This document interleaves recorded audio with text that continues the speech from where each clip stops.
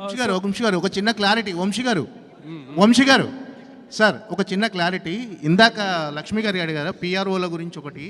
అంటే నేను PRO association సెక్రటరీగా నేను మాట్లాడుతున్నా, ప్లస్ జర్నలిస్ట్ నేను. మీరు అలా అనటం వల్ల పిఆర్ఓలు అందరూ హట్ అయ్యారు. అంటే మీరు ఎవరినైతే టార్గెట్ చేశారో వాళ్ళని డైరెక్ట్ పేరు చెప్తే బాగుండేది. పిఆర్ఓ వ్యవస్థను నిందించారు. నేను ఒక సెక్రటరీగా పిఆర్ఓ సెక్రటరీగా అడుగుతున్నాను, ప్లస్ నేను జర్నలిస్ట్. సినిమా రిలీజ్ హడావిడి అయిపోయిన తర్వాత పిఆర్ఓ మన అసోసియేషన్ అంతా మనం కూర్చుని మంచి డిస్కషన్ అంటే మీరు చేసే కామెంట్ చేశారు, చేసిన తర్వాత మీరు అలా అనడం కరెక్ట్ కాదు. కూర్చుందాం అంటున్నా నేను, ఇప్పుడు కాదండి సార్. మీరు ఒక పబ్లిక్ ప్లాట్ఫామ్ మీద మీరు అలా ఓపెన్ చేశారు దానివల్ల నన్ను చాలామంది అడిగారు, ఏంటి మీరు ఇలా బెదిరిస్తారా పిఆర్ఓలు అని ఖచ్చితంగా అడిగారు నన్ను. నేను సమాధానం ఖచ్చితంగా చెప్పుకోవాలి సార్, నేను ఖచ్చితంగా. ఎందుకంటే జోక్ చేశాడని చెప్పండి సార్. వంశీ జోక్ చేశాడు ఇంటర్వ్యూలో అని చెప్పండి, పర్లేదు. సార్ నాకు రిలీజ్ ఉందండి ప్లీజ్. సార్ ఉండొచ్చు సార్, కానీ మీరు అలా నింద వేసి తప్పించుకోవడం తప్పు. ఏం తప్పించుకున్నా నేను సార్ ఇక్కడ సో